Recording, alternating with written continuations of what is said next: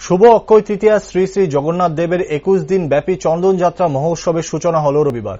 জগন্নাথ বাড়ি মন্দির এই চন্দনযাত্রা উপলক্ষে শ্রী শ্রী রাধা মদন মোহন শ্রী বিগ্রহগণকে পালকি করে ভক্তগণ সম্মিলিতভাবে শুভযাত্রার মধ্যে দিয়ে শহরের রাজপথ পরিক্রমা করে। প্রতিদিন বিকেল 5টা হইতে শ্রী শ্রী রাধা মদন মোহন শ্রী বিগ্রহের নৌকা বিহার ও জলক্রীড়া দর্শন করা যাবে। এই শুভযাত্রায় ব্যাপক ভক্ত সমাগম ঘটে। চন্দনযাত্রা উৎসব বিষয়ে জগন্নাথ বাড়ি এক ভক্ত বলেন, মাধবেন্দ্র পরিবার বৃন্দাবন্দে ভোজন করতেন। গোপাল দেব তাকে স্বপ্নে আদেশ করলেন, হে মাধব, পুরুষোত্তম থেকে মলয় চন্দন এবং কর্পূর এনে আমার শরীরে মেখে দাও। এই বিষয়ে ওই ভক্ত আরো কি বলেছে শুনুন।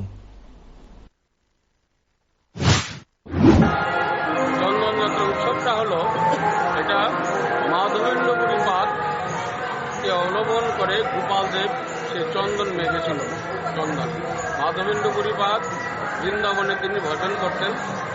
সেখান থেকে গোপাল দেব তাকে স্বপ্নে আদেশ করলেন, হে মাধব, তুমি পুরুষোত্তম থেকে কি মলয় চন্দন নিয়ে আসো, কর্পূর আনো, এনে আমার শরীরে লাগাও, আমার শরীর থেকে তাপ যায় না।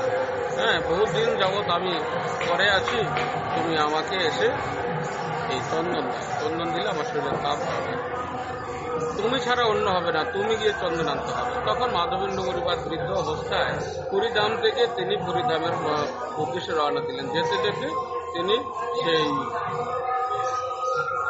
ক্ষীরচোরা গোপীনাথ সেখান পর্যন্ত এসে তারপর রাত্রে তিনি সেখানে ছিলেন।